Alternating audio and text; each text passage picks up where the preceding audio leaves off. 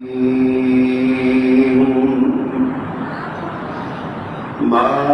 كان محمد أبا أحد من رجالكم ولكن رسول الله وخاتم النبيين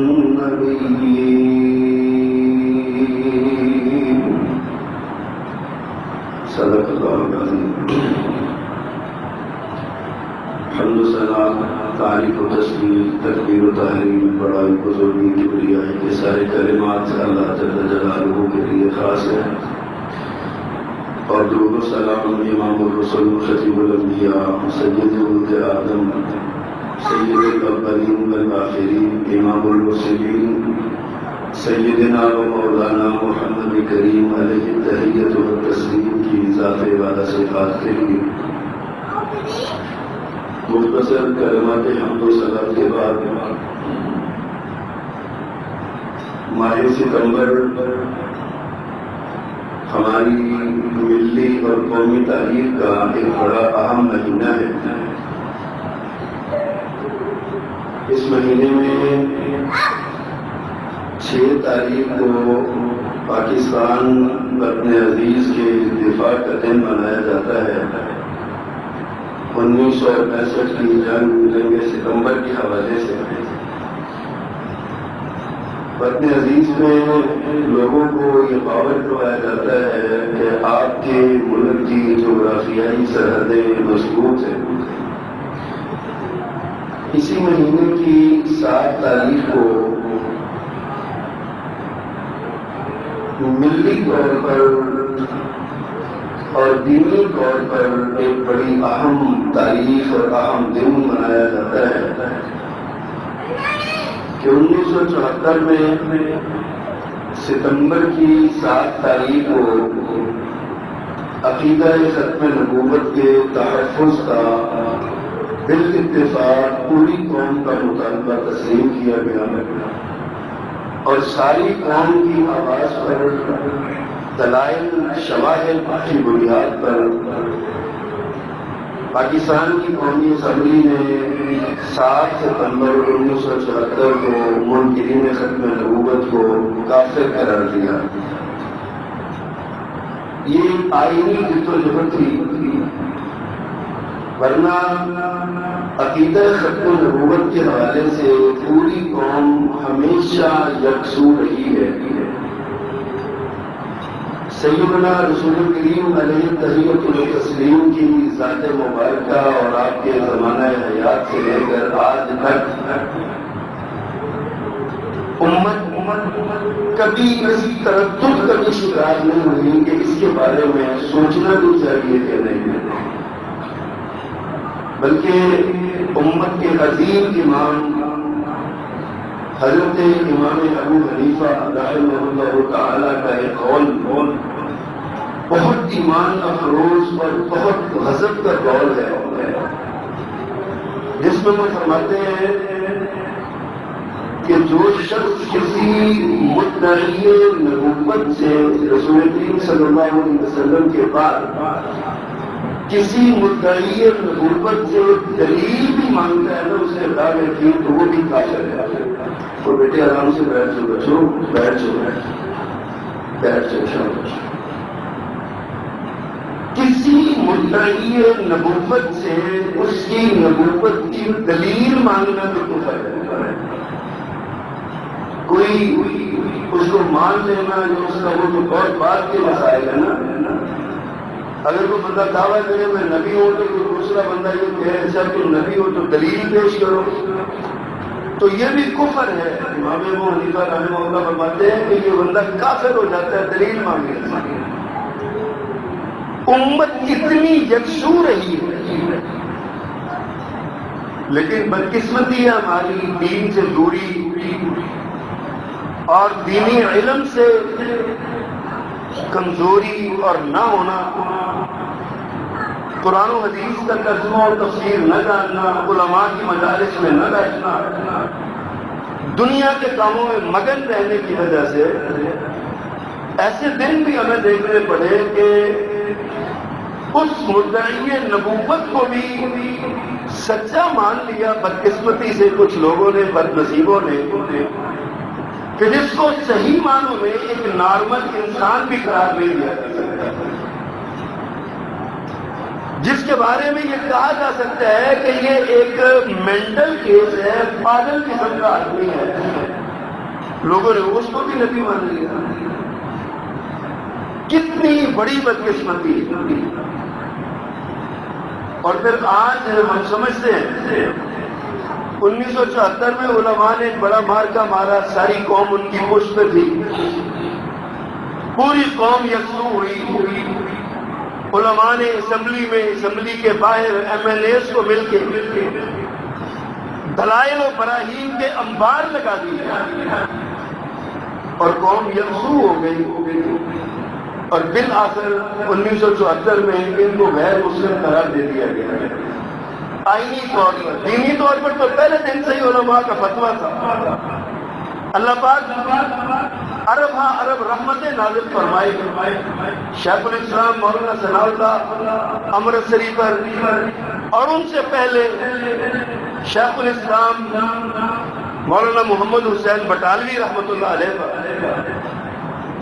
یہ مولانا بٹالوی رحمہ اللہ دعوی نبوت سے پہلے اس ملعون زمانہ کے ساتھ ان کا تعلق تھا۔ یہ پڑھے لکھے تھے، کتابیں لکھتے تھے، وہ بھی اس وقت اپنا علم جھاڑتا تھا، کتابیں لکھتا تھا، اس حوالے سے رابطہ تھا۔ لیکن جیسے ہی ان سے مولانا بٹالوی رحمہ اللہ نے بدبو محسوس کی اس سے، تو تاریخ کا سب سے پہلا فتویٰ کفر مرتب کیا مولانا بٹالوی رحمہ اللہ نے، اور اس پر مہر تصدیق لگائی شیخ الکل حضرت سید نذیر حسین محدث دہلوی رحمہ اللہ۔ دہلی کے فاٹک حبش خان میں بہت بڑا ادارہ تھا، اور شاید ہم جانتے نہیں ہیں کیونکہ ہم اپنے اکابر کی تاریخ میں پڑھتے۔ اس وقت برِ صغیر پاک و ہند میں جتنے بڑے مشائخ ہیں وہ سارے کے سارے بالواسطہ یا بلا واسطہ حضرت سید میاں سید نذیر حسین محدث دہلوی کے شاگرد ہیں۔ ہمارا یہ جو وسطی پنجاب ہے، اس پہ تقریباً تمام علماء کے استاد حضرت شیخ الکل حضرت حافظ محمد محدث گوندلوی رحمۃ اللہ علیہ، اور حضرت گوندلوی رحمہ اللہ شاگرد تھے حضرت حافظ عبد المنان وزیر آبادی رحمۃ اللہ علیہ، اور حضرت حافظ عبد المنان وزیر آبادی رحمہ اللہ براہ راست شاگرد تھے حضرت سید میاں صاحب۔ یعنی اتنا سا فاصلہ ہے، اور یہ سارے استاد ہمارے جامعہ محمدیہ کے، جامعہ اسلامیہ کے، مسجد مکرم کے، لاہور کے جتنے مدرسے ہیں، فیصل آباد کے جتنے مدرسے ہیں، سارے کے سارے مشائخ کسی نہ کسی ایک آدھ واسطے کے ساتھ حضرت میاں صاحب کی شکل ہیں۔ اور میاں صاحب وہ شخصیت ہے جنہوں نے سب سے پہلے انکار ختم نبوت پر برِ صغیر میں کفر کا فتویٰ صادر فرمایا، اور مولانا بٹالوی رحمہ اللہ وہ شخصیت ہے جنہوں نے پورا برِ صغیر گھوم کر، جب پاکستان بنا نہیں تھا، ہندوستان تقسیم نہیں ہوا تھا، اس وقت پورا برِ صغیر گھوم کر، جس میں بنگال بھی شامل تھا، جس میں لاہور بھی شامل تھا، جس میں دہلی بھی شامل تھا، جس میں کرناٹک بھی شامل تھا، کہاں کے علاقے سارے، ممبئی بھی شامل تھا، ان سب علاقوں میں، شہروں میں سفر کر کے وہاں کے جید علماء سے فتاویٰ لیے اور ان پر دستخط کروائے کہ ختم نبوت کا منکر باہر صورت کافر ہے۔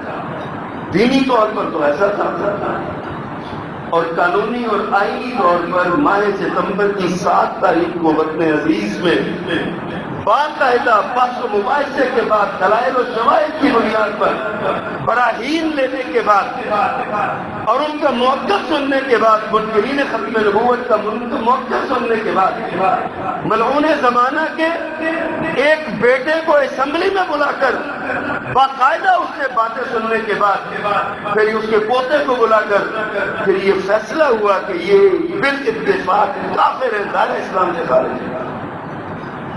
یہاں تک تو جد و جہد تھی ہمارے علماء کی، اللہ کروڑوں پہ کروڑوں رحمتیں نازل فرمائے، شاید ہماری نوجوان نسل کو یہ بھی نہیں پتا، بزرگ جانتے ہوں گے کہ 1956 کی تحریک ختم نبوت میں بھی 10,000 سے زیادہ مسلمان اس میں کام آئے، 10,000 مسلمان شہید ہوئے پاکستان کے اندر اس تحریک میں بھی۔ ہمیں علم نہیں اپنی تاریخ کا، لیکن بالآخر 7 ستمبر کا دن آیا، ہماری قوم یہ سمجھی کہ اب چونکہ ایک مارکا مار لیا، منزل پہ پہنچ گئے ہیں، اور وہ جو علماء باتیں کرتے تھے، اب یہ جو اسمبلیوں میں بیٹھے ہوئے بظاہر سیکولر اور لبرل قسم کے لوگ جو مذہب کو اتنی اہمیت نہیں دیتے، ان کی زبانوں پر بھی یہ بات آ گئی کہ نہیں بھائی یہ کافر ہی ہیں، یہ مسلمان نہیں ہو سکتے۔ ہم سمجھے شاید بات ختم ہوگی، یہاں پہ سلسلہ ختم ہو گیا، لیکن افسوس کہ ہم نے یہیں سے سستی کا مظاہرہ کیا۔ وہ جو منزل ہمارے سامنے تھی، ہم جہاں تک اتنی جدوجہد کے بعد پہنچے تھے، ہماری سستی سے، روایتی کاہلی سے، غفلت سے ہم تو سمجھے ایک منزل پا لیے، کافر ہو گئے، بس بات ختم۔ لیکن ان ظالموں نے ایک پینترا بدلا، عیاری دکھائی، اور آج 48 برس گزر چکے ہیں، ان 48 برسوں میں وہ دوبارہ منظم اور متحرک ہو گئے۔ کون سی سیاسی پارٹی ہے جس میں ان کی لابی موجود نہیں، جس میں ان کے ہمدرد موجود نہیں؟ کون سا ٹی وی چینل ہے، کون سے اخبارات ہیں جن کے اندر ایسے ایسے جرنلسٹ موجود نہیں ہیں جو ان کو بطور احمدی مسلمان کہتے ہیں؟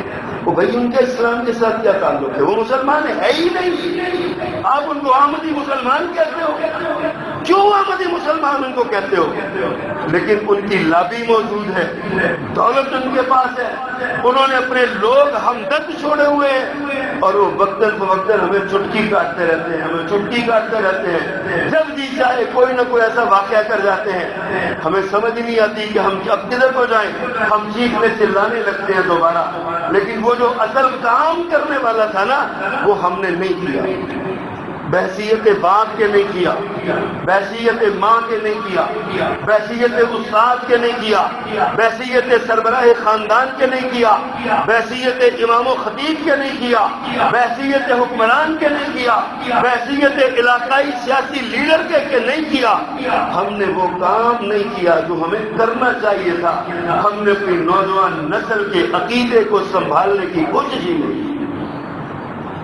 آج ہمارے اسکولوں اور کالجوں میں، ہماری یونیورسٹیوں میں ایسے ایسے استاد موجود ہیں جو استاد کا روپ بھرے ہوئے ہیں، دراصل وہ انکار ختم نبوت کے نمائندے ہیں، منکرین ختم نبوت کی لابیاں ہیں، اور وہ ان پر کروڑوں روپیہ صرف کرتے ہیں، اور وہ اس دولت کے بدلے میں ہماری نوجوان نسل کے عقائد کو خراب کرتے ہیں۔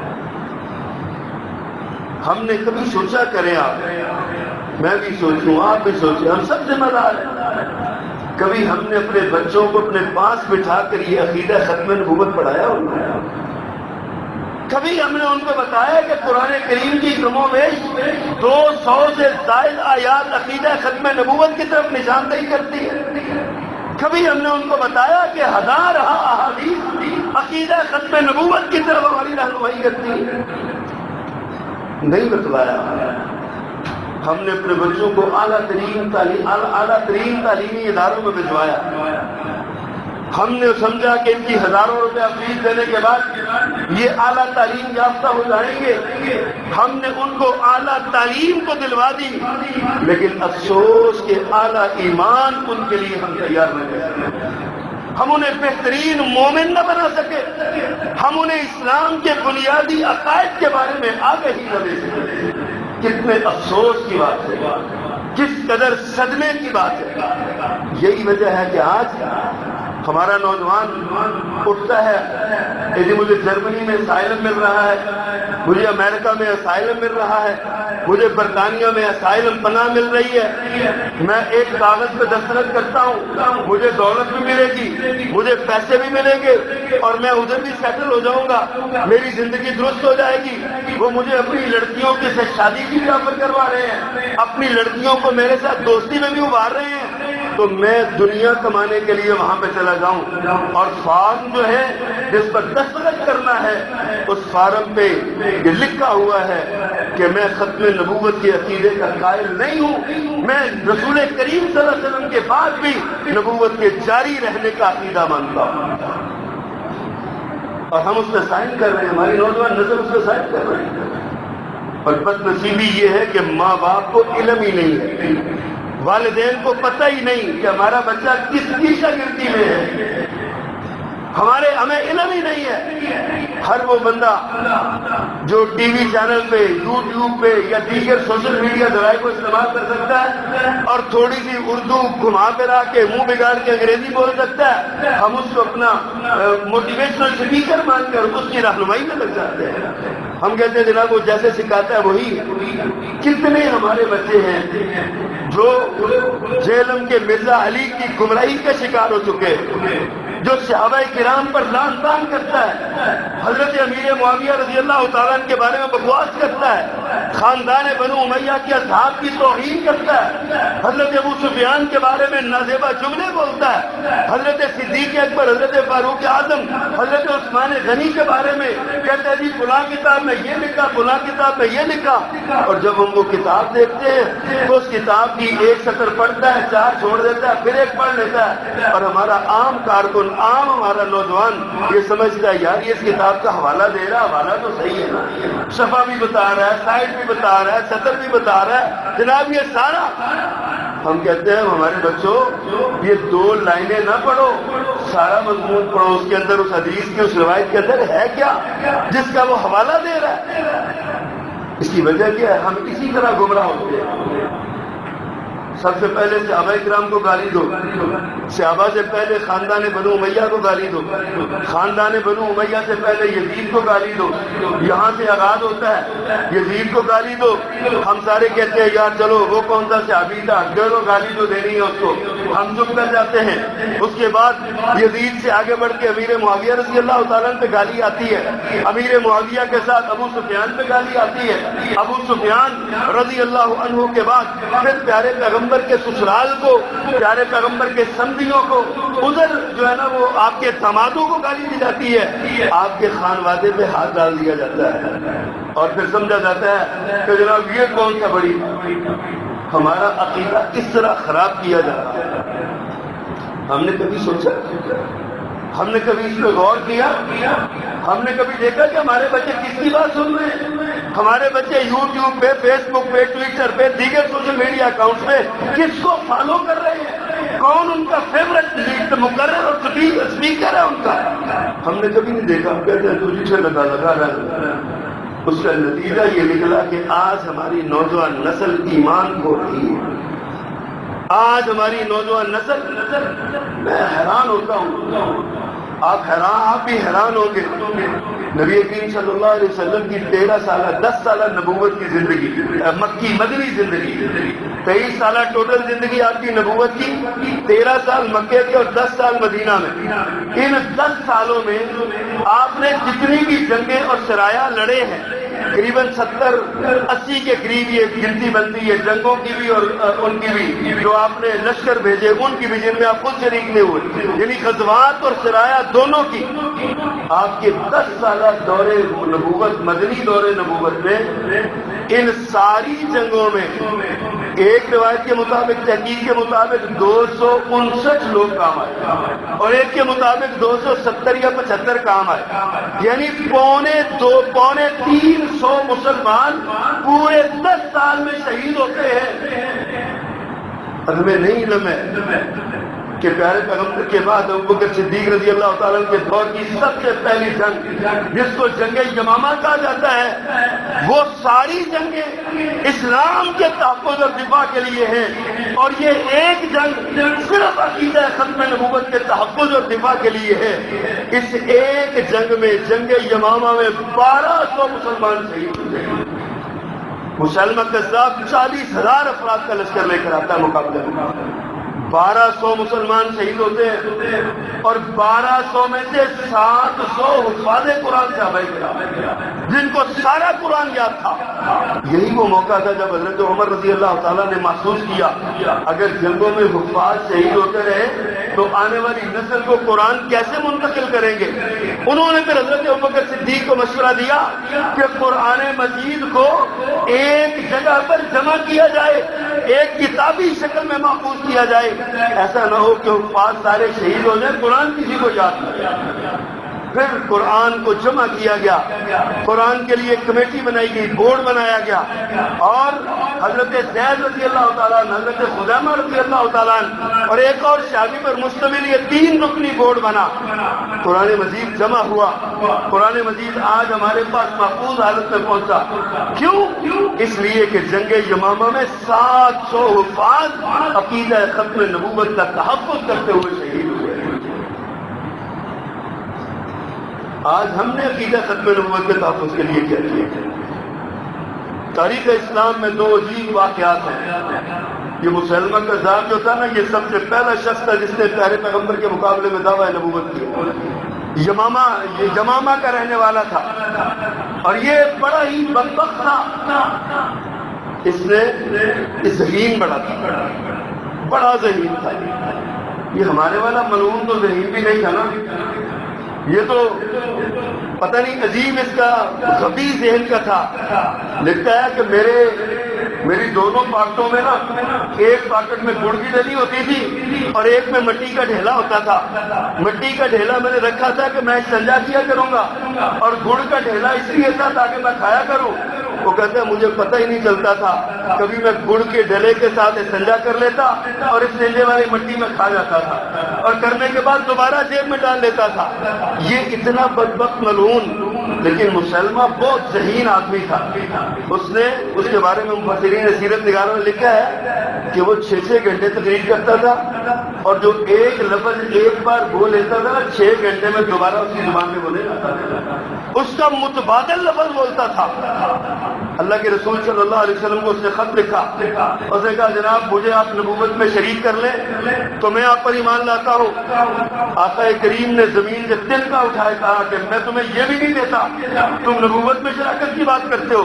اس نے اپنے علاقے میں جا کے نبوت کا اعلان کر دیا. نبی کریم صلی اللہ علیہ وسلم نے حضرت حبیب ابن زید انصاری رضی اللہ تعالیٰ کو بھیجا. یہ خضرمی تھے، انصاری صحابی تھے. ان کو سفیر بنا کے بھیجا مسلمہ کے پاس. حضرات کبھی سنا کریں، اپنے بچوں کو یہ واقعات سنایا کریں. میں آج کے خطبے میں 2 قصے سنانا چاہتا ہوں. حضرت حبیب مسلمہ کے پاس پہنچتے ہیں. مسلمہ کے پاس جا کے اس بدبخت نے عام روٹین سے ہٹ کے سفیر محمد صلی اللہ علیہ وسلم کو گرفتار کر لیا. اس نے رسیوں سے باندھ دیا اور حضرت حبیب سے کہنے لگا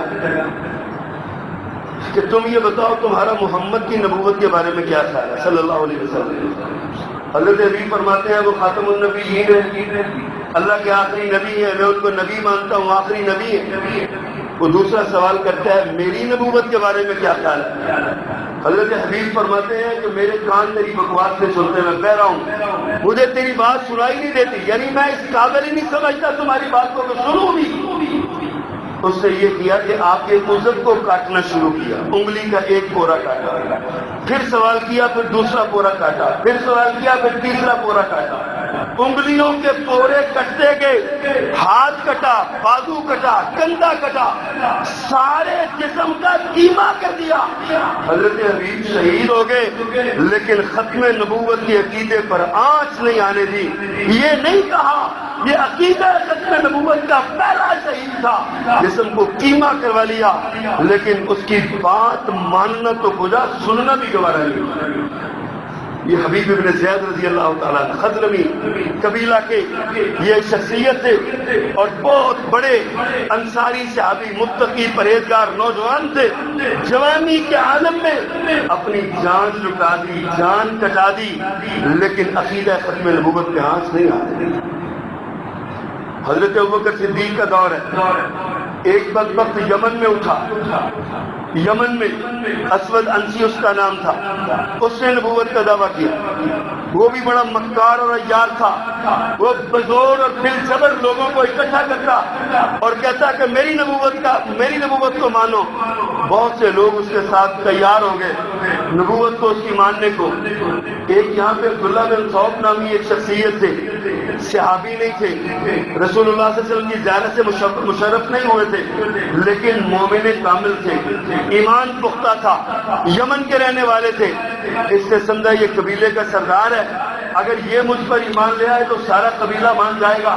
بڑا دانا و بینا، فہم و فراست کا مالک یہ شخص ہے. ان کو عبداللہ ان کا نام تھا، لیکن ان کی کنیت ابو مسلم الخولانی تھی. ابو مسلم خولانی، میرے نوجوانوں نام یاد رکھو، ابو مسلم خولانی اور حبیب ابن زید. ابو مسلم خولانی کو اسود انسی نے بلایا اور کہا میری نبوت کا اعلان کرو. اسود انسی کہتے ہیں میں لعنت بھیجتا ہوں، میں محمد الرسول اللہ صلی اللہ علیہ وسلم کی ختم نبوت کا قائل ہوں، آپ کو آخری نبی خاتم النبیین آپ کو مانتا ہوں، میں کسی دوسرے کو نہیں مانتا. ابو مسلم خولانی نے یہ کیا کہ ایک بہت بڑی آگ دہکائی، اپنے علاقے میں آگ جلائی، بہت بڑی آگ جلائی اور کہا ابو مسلم دیکھ لو، اگر تم نے میری نبوت کا اعلان نہ کیا تو میں تمہیں اس آگ میں ڈال دوں گا. ابو مسلم کہتے ہیں میں تمہاری نبوت نہیں مانتا، تم پھینک دو مجھے آگ میں. اس سے ان کو پکڑ کے آگ میں پھینک دیا. اللہ کی قدرت اس ولی کامل، اس کی کرامت ظاہر ہوئی، اللہ کی قدرت اس کی آگ پہ ظاہر ہوئی.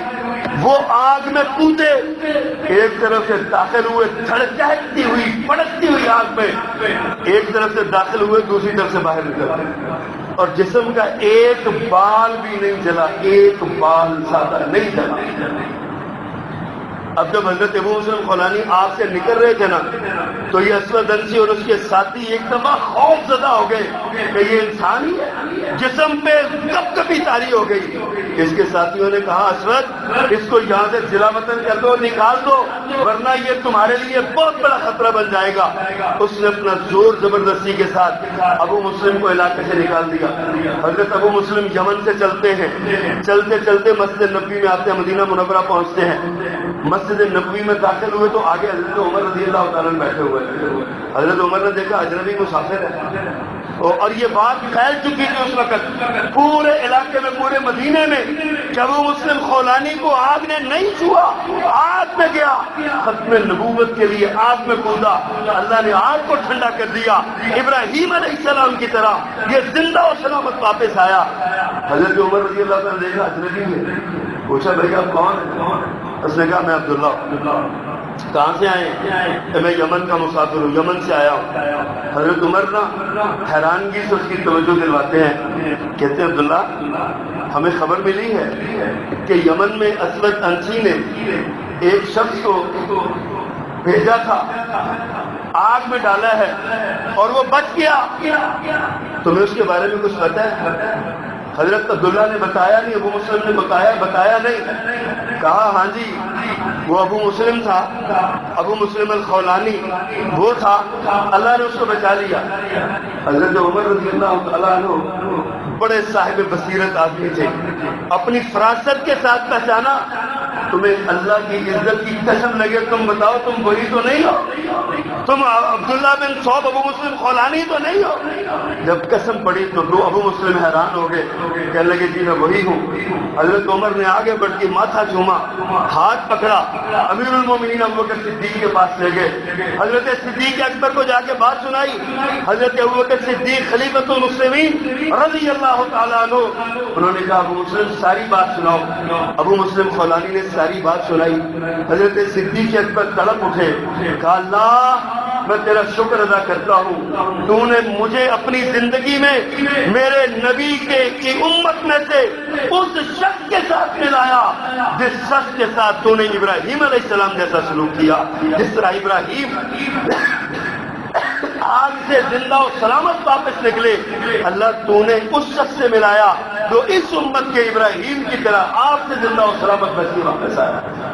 یہ کون تھے؟ یہ عقیدہ ختم نبوت کے محافظ تھے.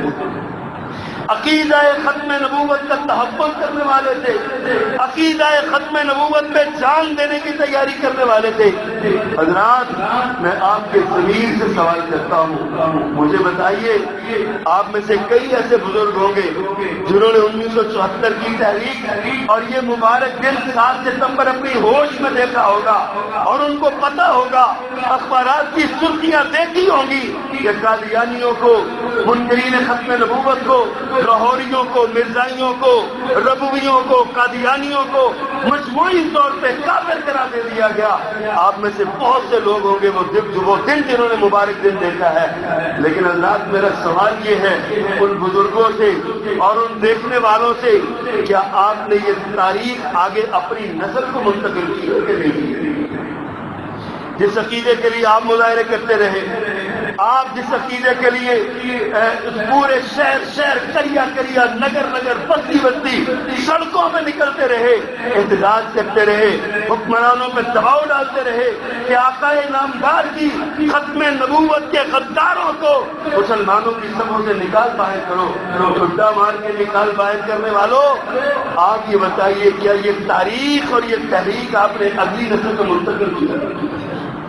سوچیے نا، قرآن، حدیث، صحابہ کرام کی اقوال، ائمہ مجتہدین کی باتیں، علماء کرام کی جد و جہد، کیا آپ نے یہ ساری باتیں اگلی نسل تک پہنچائے؟ آج قادیانی کیوں مضبوط ہے؟ آج منکرین ختم نبوت کیوں مضبوط ہے؟ آج ان کی لابیاں ہماری سیاسی جماعتوں میں کیوں موجود ہیں؟ آپ نے کبھی سوچا ایک سیاسی جماعت، اس کا سربراہ مسلمان، اس کا جنرل سیکرٹری مسلمان، اس کے ساری کابینہ مسلمان، لیکن اس کے اندر ایک بدبخت گھسا بیٹھا تھا مشیر کے طور پہ، کوئی ویسے ہی کارکن کے طور پہ، ویسے ہی ان کے ساتھ گھسا ہوا ہے، اور وہ اتنا مؤثر ہے اس کے اوپر، اتنا مؤثر ہے کہ ساری پارٹی کی پالیسی کو لنچ میں لگا دیتا ہے۔ ہمیں سارے ماہرین اقتصادیات ان میں سے نظر آتے ہیں کہ یہ بڑا ماہر اقتصادیات ہے، ملک کی معیشت کو درست کرے گا۔ ہم نے پیارے پیغمبر سے غداری کا کوئی موقع نہیں جانے دیا، نعوذ باللہ من ذلک۔ کیوں وہ اتنے مضبوط ہوئے؟ اس لیے کہ ہم نے اپنی اولادوں کو یہ عقیدہ، یہ جد و جہد منتقل نہیں کی۔ ہم نے ان کو نہیں بتایا کہ اللہ سبحانہ و تعالیٰ نے فرمایا ما کان محمد ابا احد من رجالکم ولکن رسول اللہ وخاتم النبیین۔ ہم نے نہیں بتایا، اللہ فرماتے ہیں محمد تمہارے مردوں میں سے کسی کے باپ نہیں ہے، لیکن وہ اللہ کے رسول اور نبیوں کے خاتم ہیں صلی اللہ علیہ وسلم۔ ہم نے نہیں بتایا، اللہ نے وما ارسلناک الا رحمت للعالمین کہہ کر آپ کو جہانوں کی رحمت بنایا، اس پر ثبت کر دی کہ آپ کے بعد کوئی رحمت نہیں ہے جہانوں کے لیے، آپ اکیلے رحمت ہیں۔ اللہ نے یہ فرمایا تبارک الذی نزل الفرقان علی عبدہ لیکون للعالمین نذیرا۔ آپ نے پورے جہان والوں کے لیے، آدم آپ نے اپنے دور سے لے کر قیامت کی گھڑیوں تک کے لیے، آپ ہر جہان کے لیے نذیر بن کے آئے۔ آپ ہم نے نہیں بتایا قل یا ایھا الناس انی رسول اللہ علیکم جمیعا، ہم نے نہیں بتایا۔ قرآن میں کہتا ہے لوگوں، اے پیغمبر اعلان کر دو کہ کائنات کے لوگوں میں تم سب کی طرف نبی بن کے آیا ہوں۔ یہ وہ دعویٰ ہے جو آدم علیہ السلام سے لے کر عیسیٰ علیہ السلام تک کسی نبی نے نہیں کیا کہ میں جہان والوں کی طرف آیا ہوں۔ یہ دعویٰ صرف اور صرف محمد الرسول اللہ نے کیا ہے صلی اللہ علیہ وسلم۔ یہ ختم نبوت کی دلیل ہے۔ الیوم اکملت لکم دینکم واتممت علیکم نعمتی ورضیت لکم الاسلام دینا، یہ ختم نبوت کی دلیل ہے۔ اور آگے بڑھ کے قرآن نے وضاحت کی وَإِذْ أَخَذَ اللَّهُ مِيثَاقَ النَّبِيِّينَ لَمَا آتَيْتُكُم مِّن كِتَابٍ وَحِكْمَةٍ ثُمَّ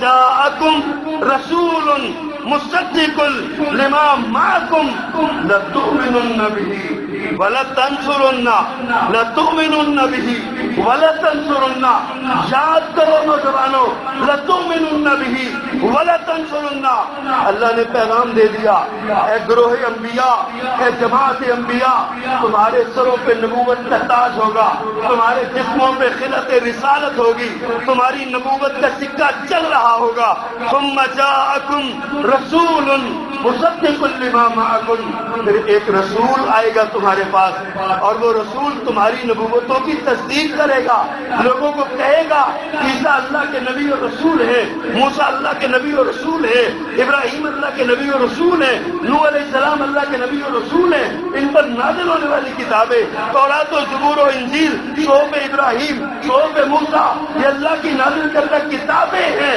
تصدیق کرے گا لیکن جب وہ آ کے یہ کہے نا کہ میں اللہ کا رسول ہوں میری نبوت اور رسالت مانو جس لمحے وہ یہ اعلان کرے گا تمہاری نبوت رسالتیں ختم ہو جائیں تمہاری انبیاء کی رسالتیں آپ کے آنے سے ختم ہو جائیں اور ایک بات کا اٹھنے والا بدبخت کہے نہیں ان کی ختم ہو گئی ہیں میری جاری ہے اور ہم کی یار سوچنا تو چاہیے سوچنا تو چاہیے اسی لیے میں نے عرض کیا آغاز میں امام ابو حنیفہ رحمہ اللہ کے فتوے کو یاد رکھیے ان کے قول کو یاد رکھیے ان کے فرمان کو یاد رکھیے انہوں نے کہا آقا کریم کے بعد جو شخص دعوی نبوت کرے اور دوسرا شخص اس دعوے کی دلیل مانگے دلیل مانگنے والا بھی کافر ہو جائے اتنا صاف شفاف یکسو عقیدہ ہے یہ لیکن ہم نے صرف توجہ نہیں دی اپنی اولاد کو پڑھایا نہیں پیارے پیغمبر نے خود ارشاد فرمایا ان الرسالۃ والنبوہ قد انقطعت فلا رسول بعدی ولا نبی حضرت انس بن مالک بیان کرتے ہیں رسول اللہ صلی اللہ علیہ وسلم نے فرمایا کہ رسالت و نبوت ختم ہو گئی میرے بعد کوئی رسول اور کوئی نبی نہیں ہے فلا رسول بعدی ولا نبی حضرت ابو ہریرہ روایت کرتے ہیں ان مثلی ومثل الانبیاء من قبلی کمثل رجل بنا بیتا فاحسنه واجمله الا موسع لبنة من زاوية فجعل الناس يطوفون به ويعجبون له ويقولون هلا غزيت هذه اللبنة قال فانا اللبنة وانا خاتم النبيين ابو ہریرہ کہتے ہیں آقا کریم نے ارشاد فرمایا کہ ایک میری مثال اور مجھ سے پہلے گزرے انبیاء کی مثال ایسے ہے جیسے ایک شخص نے مکان بنایا اور مکان کو خوبصورت بنایا احسنہ اجملہ بڑا مزین کیا بڑا پیارا بنایا لیکن اس سارے مکان کی نا ایک جگہ پہ اینٹ چھوڑ دی کہتے ہیں لوگ آتے ہیں مکان دیکھتے ہیں کہتے ہیں اللہ افسوس یہ اینٹ کیوں نہیں لگائی اتنا پیارا مکان ہے اینٹ کی جگہ کیوں چھوڑی میرے آقا فرماتے ہیں لوگوں سنو ہاں لوگوں سنو انا اللبینہ وہ اینٹ آخری میں ہوں یہ محل نبوت کا محل ہے اللہ نے بنایا سارے نبی آئے احسن و اجمل آئے اعلیٰ و ارفع آئے بالا و برتر آئے سب نبی آئے لیکن ایک اینٹ کی جگہ خالی تھی ایک کونے میں جب میں آیا انا اللبینہ فرمایا میں آیا میں وہ اینٹ ہوں وانا خاتم النبیین میں آخری نبی ہوں آپ نے ارشاد فرمایا ہم نے اس حدیث کو نہیں یاد کیا میرے آقا کا اللہ کے رسول غزوہ تبوک کے لیے نکلتے ہیں فرمایا علی رضی اللہ تعالیٰ تم نہ میری جگہ پہ مدینے میں رہو مدینے کے گورنر بنو قائم مقام سربراہ مدینے کے حضرت علی ضرورت مند بہادر لڑنے والے اور شیر خدا تھے ان کے نا حدیث سے سوال پیدا ہوا آقا میں مدینے رہتا ہوں لڑنے والے باعث ہیں میں لڑنے والا ہوں مجھے کیوں پیچھے چھوڑ کے جا رہے ہیں عورتوں اور بچوں میں آپ نے فرمایا علی کیا تو یہ پسند نہیں کرتا کہ تو میرے لیے ایسا ہی ہو جائے جیسے ہارون موسیٰ کے لیے تھے جیسے ہارون کے لیے ہارون موسیٰ علیہ السلام کے لیے تھے موسیٰ علیہ السلام جاتے تو پیچھے ہارون ان کے قائم مقام ہوتے تم میرے قائم مقام ہو لیکن فرمایا یاد رکھو ہارون نبی تھے، میرے بعد کوئی نبی نہیں ہے، تو میرے قائم مقام ضرور ہو لیکن نبی نہیں ہو۔ حضرت عمر کے بارے میں فرمایا لو کان بعدی نبی لکان عمر ابن الخطاب، اگر میرے بعد کوئی نبی ہوتا تو عمر بن الخطاب ہوتا۔ حضرت پیارے پیغمبر کے بیٹے ابراہیم بچپن میں وفات پا گئے، رونے لگے۔ صحابی کہتے ہیں ہم نے سمجھا اگر آپ کے بعد نبوت نے جاری رہنا ہوتا تو ابراہیم زندہ رہتے اور ابراہیم آپ کے بعد نبی بنتے، کیونکہ آپ فوت ہو گئے۔ یہ اس بات کی دلیل ہے آپ کے بعد کوئی نبی نہیں آئے گا۔ علی کے بارے میں کہہ دیا، عمر کے بارے میں کہہ دیا، اور اپنے بیٹے کے بارے میں یہ لوگوں نے سمجھ لیا۔ اتنا واضح اور صاف اور شفاف یہ عقیدہ ہے، لیکن ہم نے اپنی نوجوان نسل کو کچھ بھی نہیں بتایا ہی نہیں ہے۔ اور میرے پیغمبر نے فرمایا میرے 5 نام، ایک حدیث ہے، فرمایا میرے 5 نام ہیں، انا محمد و احمد صلی اللہ علیہ وسلم۔ پہلے پیغمبر کے نام سن کے زبان پہ صلی اللہ علیہ وسلم کا ترانہ لا پاتا، بے ساختہ زبان پہ درود آنا چاہیے۔ فرمایا انا محمد صلی اللہ علیہ وسلم و انا احمد صلی اللہ علیہ وسلم و انا الماہی الذی یمحو اللہ بی الکفر۔ فرمایا میرا ایک نام محمد ہے، ایک احمد ہے، ایک ماہی ہے۔ ماہی کا مطلب آپ نے خود بیان کیا، فرمایا ماہی کا معنی یمحو اللہ بی الکفر، میرے ذریعے اللہ کفر کو مٹائے گا، میں ماہی مٹانے والا ہوں۔ فرمایا وَأَنَا الْحَاشِرُ، میں حاشر ہوں، الَّذِي يُحْشَرُ النَّاسُ عَلَىٰ قَدَمَيَّ، لوگ میرے قدموں پہ اٹھائے جائیں گے۔ سب سے پہلے پیارے پیغمبر اٹھیں گے، پھر آپ کے بعد ساری دنیا اٹھائی جائے گی۔ انا الحاشر، میں حاشر ہوں، اور میں انا العاقب، میں عاقب ہوں، اور عاقب وہ ہے جس کے بعد کوئی نبی نہیں آنا، جس کے بعد کوئی نبی نہیں آنا۔ اتنے واضح فرمودات کے بعد، اتنی واضح باتوں کے بعد، اس قدر کلیئر تک باتوں کے بعد، آج آئینی اور قانونی طور پر بھی 48 برس گزر گئے منکرین ختم نبوت کو کافر قرار دیے ہوئے، لیکن وہ آج بھی دندناتے ہمارے معاشرے میں پھر رہے ہیں، اور ہم ان سے دوستیاں رکھتے ہیں، ہماری ان سے تعلق بنے ہوئے ہیں۔ کیا کریں جی، معاشرتی اسٹیٹس ہے، معاشرتی تعلق ہے۔ ہم ان کے گھروں میں جا کے کھانا کھاتے ہیں، ہم ان کے گھروں میں جا کے دعوتیں ان کی قبول کرتے ہیں، اور سب ان کو اپنے گھروں میں بلاتے ہیں، اور ہم سمجھتے ہیں کہ جناب کیا بات ہے، کمال ہو گیا جناب۔ حضرات اللہ کے رسول سے غداری نہ کیجیے، آپ کی ختم نبوت سے غداری نہ کیجیے۔ یہ عقیدے کا سبق ہے، یہ پیغام ہے۔ اگر عقیدہ ختم نبوت محفوظ ہے تو آپ کا سارا دین، سارا ایمان، سارا قرآن، ساری حدیث محفوظ ہے۔ اگر عقیدہ ختم نبوت محفوظ نہ رہا تو آپ کا کچھ بھی باقی نہیں رہے گا، یاد رکھیے، کچھ بھی باقی نہیں رہے گا، ہر شے برباد ہو جائے گی، کوئی عمل قبول نہیں ہوگا، ہر شے ضائع ہوگی۔ ایمان ہی نہیں ہے تو عمل کیسے ہوگا؟ اس لیے عقیدے کی حفاظت کیجیے۔